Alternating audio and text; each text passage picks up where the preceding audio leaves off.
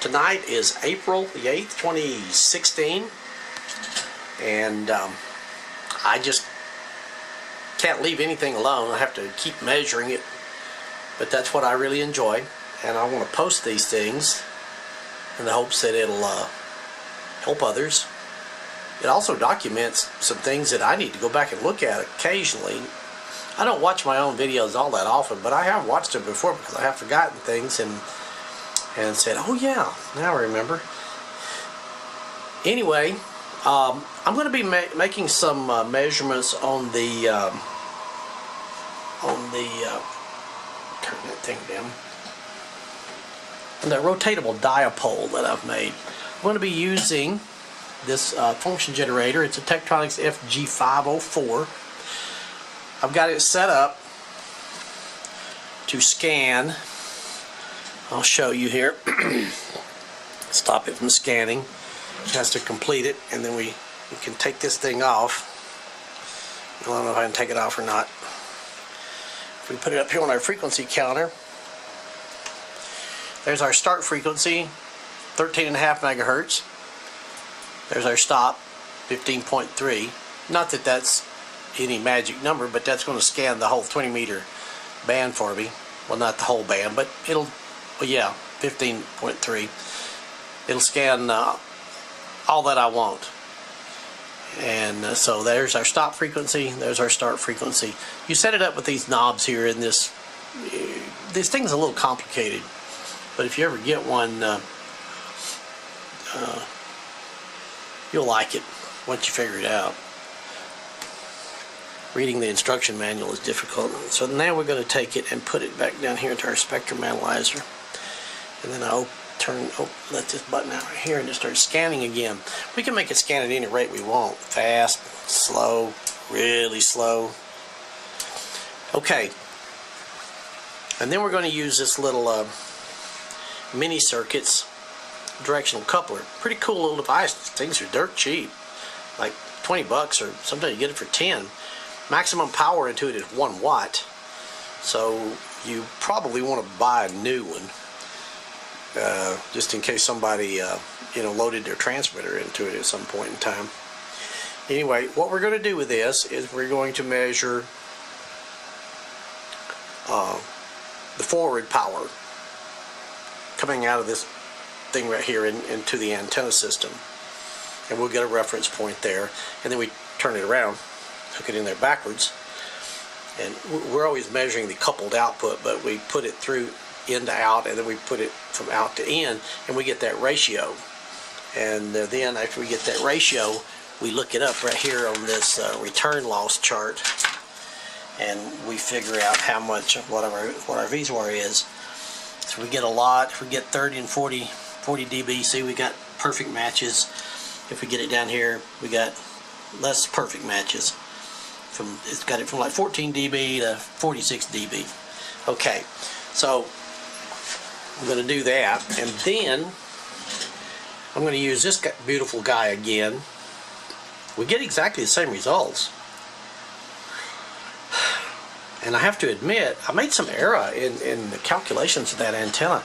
My antenna is resonant at 15.35 instead of 14.25. That chart I showed in my last one said I needed to shorten it up about 5%, but from all of my calculations that I've done over and over and over again, these measurements here say I need to make it 8% longer. Actually, it's coming out to 3% longer than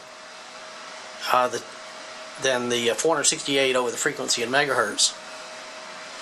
Anyway, let's get started. I'll show you the measurements. I think they're beautiful. I love to make these kind of measurements and see this stuff, and I hope you guys enjoy it too. But this one right here, you'll see how it turns out, and then again we'll make it on here. We'll be using this as a receiver, and the signal generator over here, I'll be using it as a marker.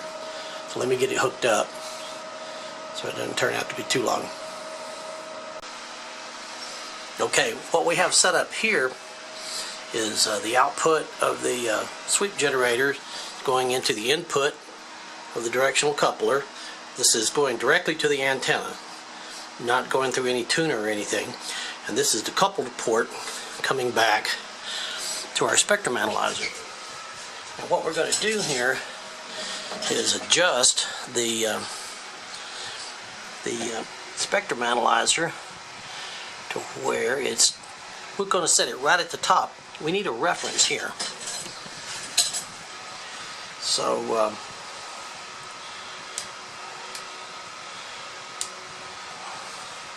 hopefully I do this without too much fumbling. Yeah, so I'm just going to set it right at the very top. We'll call that 0 dBm. Right there. As close as we can. Okay. I've got it splitting the top right between the very tip and then that first little blip. So that'll be our reference. 0 is right there. Now I've got to turn the directional coupler around. Let me do that. Okay, what we have now is I have inserted a marker right here by using this generator at 15.350 megahertz. Minus 40 dBm signal. Just something so I'll know the exact frequency. And then as we watch this guy come across, say, watch where it's going to dip. It's going to dip right there. I think it dips just a hair past it. Sometimes you can see it better. Maybe it'll leave some trails here. Yeah, so you can see it dipping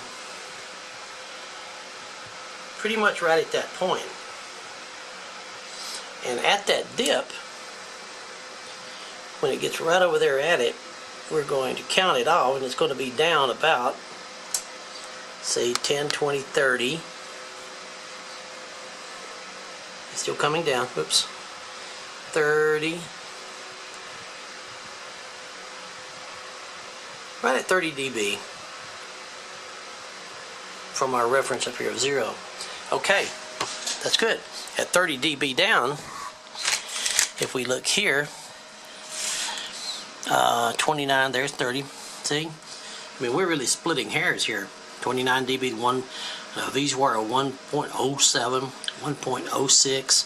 I mean, these are phenomenally low numbers, and trying to argue between them is ridiculous, of course. So we have resonance. We have no reactance. We have the perfect match right there. Unfortunately, at 15.35 instead of 14.35 or 14.25, that is not what I wanted. Okay, now while it's still scanning, I've got it scanning way too slow. Yeah, let's change our marker to 14.25. Let's see, we go to frequency, and then we change that to 14, and then we go back out here to 14.250. So we moved our marker over to right there. Now there's our marker. It just happens to be right in the middle. That's a coincidence. And we're going to measure it again. Okay, now watch as this comes across. See, it's down right at boop, 10 dB, I would say. See there, it's going back to our 15.350, but at 14.250, there it's down 10 dB. It's down about 12 dB. Okay, 12 dB.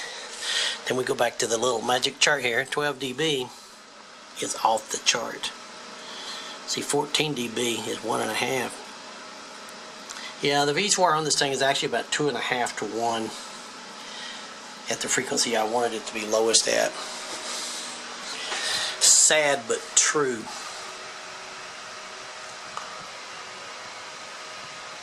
My little formula and my shortening chart didn't work. Not sure why. See, I want this dip right here over here. I'm off a whole megahertz.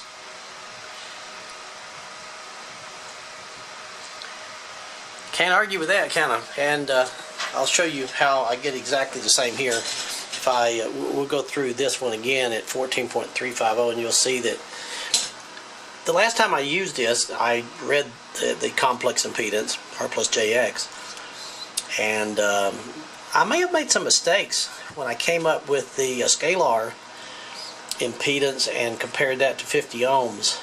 Apparently that's not quite correct. That's not, there must be something incorrect about that. Not getting the scalar impedance, I know that's the square root of the sum of the squares of R and X, but that scalar impedance of like 40 ohms that I got, comparing it to 50 and doing that ratio for a VSWR is, well, there's something else there that didn't work. That did not tell me the truth. This is telling me the truth, and it's completely verified here when I tune this to resonance where I have no reactance, just resistance. Let me hook it up and I'll show you. Okay, now I actually have it completely quiet, so I'll do this once more to show you that it really is pretty much dead on 50. These connectors are PL259, SO239 type connectors that I had to make because I can't find these original ones. So if it doesn't make a really good ground contact, a little bit of it leaking, you'll hear it, but you don't hear anything now. So let me hook the antenna back in. Okay, now that everything is in good contact and it's actually zeroed, you can actually see here that right at 50, hear it there,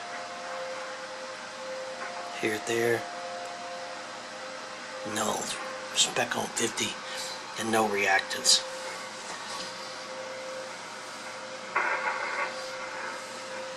Close as I can get that. See, this thing is super touchy. Well, now I'll probably bump something else.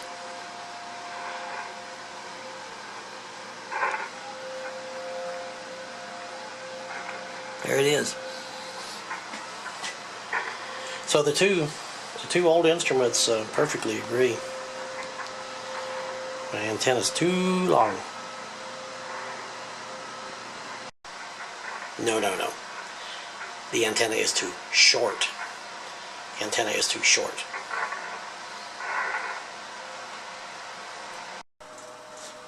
Okay, now what I've changed is I've just got, I'm going through the antenna tuner. I know it's a little dark in here, but you can see that okay, I believe. And same circuit hooked up, but instead of hooked up directly to the antenna, it goes through the tuner, and then this is the antenna connection right here. So it goes through this guy, and then look what you get. Look at that. That's like a blip, isn't it? At 14.25. Boink, boink. If I slow that thing down just a little bit. Whoops, wrong way. You'll see, and we want to measure it, and it's going to be down. See, that's down 30, 32, 34, 36, 40. Wow, look at that. It's way down here. So that's down 10, 20, 30, 40, 40. 10, 20, 30, 40. Let's do it again so we get it right. I forgot it was that low. 40, and then it's just going to peak out down at 50, minus 50. Okay, and our reference being at 8, so that's minus 42. We can do that in our head. Minus 42. Or there's actually not it's always a positive number. 40 dB down is 1.01. 40. So with the antenna tuner in there, you can tune all the reactance out, and you've got the perfect match. So the antenna tuner definitely make the transmitter happy. And I just changed what appears to be the resonant frequency. Of course, I did not change the resonant frequency of the antenna, but I did change I did tune out all the reactance of the antenna system right there. I mean, look at that. That is sharp as a bullet. That's what your antenna tuner can do for you. And of course, we can move that resonance around and make it dip wherever we want to within the range of the antenna tuner. So there you go. I get the same results when I measure it with the bird watt meter for power versus reflected power. I get the same thing as I get here. The other day when I measured the R plus JX on the general radio impedance bridge, I must have made some calculations wrong when I measured it. But anyway, this does work and I'm really pleased with it. But to change my antenna, I've got to actually pull the darn thing down to change it. But I'm not going to go up there and rip that thing down right now based on this, although I'm pretty sure it's correct. I think I'm going to hook this spectrum analyzer up to the antenna on my to the receiver portion of my antenna, see what kind of activity I can see out there. Oh, what I'm using here, let me turn on a little bit of light if you can see it. What I'm using here to scan is Tektronix, what is this thing, function generator G5RV. Really a nice instrument. The way that it works is you set the start and stop frequency here. What you do is you push this button in, and that gives you the start frequency. The start frequency is a little bit out there. I can start twiddling with it here, but I don't want to do that. And then you got to push this one in, stop it. Okay, then you set the start frequency here with the button in, and then you let it out, and that's the start frequency. Sheesh. That's the start frequency with the button out. This one's out, this one's out, this one's in. This stops it from sweeping. So when I let this one out, see, it starts sweeping again. I don't want it to sweep. It's going to have to make one complete sweep. So I can't read all these things right here. Maybe, yeah, you can with the camera. This is its start frequency right there. And then when I press this button in, I'll get the stop frequency. Now it's out here somewhere, and I can change all that right here. I'm not sure I want to change it because I might want to do this again, and it's a little tedious. This is a nice machine, but I'll tell you what, this is probably an early 1980s vintage spectrum analyzer. It goes up to 1.2 gigahertz, so it's not a piece of junk. But it's not, the spectrum analyzer is not near as nice as the year 2000 type HP one with all the digital stuff. And then you let that guy out, and then you press the scan, and it starts scanning whatever range I've set it up to. I guess it's going to scan right off the end of it. Yeah, see, and we can adjust that by moving it back. There we go. Now it won't scan all the way off, and it'll hopefully, there it goes. See, so now if I stop it, just trying to show you how to operate this thing. This function generator 504 is there's the start frequency, there's the stop frequency. Start, stop, and then it scans between there and between the start and stop. That's how you set it up. I had it scanning further out, but because I needed to go past that 15.35, so I'm off a megahertz. I tricked myself with that chart, because according to the chart I needed to shorten up the antenna about 5%. According to these calculations, I need to make it 8% longer. I need to make it 3% longer than the 468 over F, or the 5616 over F in megahertz, which gives you inches. That's always a pretty good formula to start with, and I don't know how I fooled myself with that, but I did. Well, anyway, if you use the antenna tuner, look how sharp that is. That's just beautiful. It's amazing. And I doubt if I actually go up there and make that thing, let's see, my calculations are something like I need to make it, well, I don't know where they are now. See, it should be 403 inches altogether. I've got it 374 and a half. It says I need to make it 403.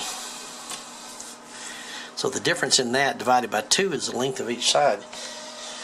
Anyway, I like to post these things because I actually do go back sometimes to get my own good common sense back from them. So, and I hope they help other people too. Measure, build, fix, analyze, whatever it takes.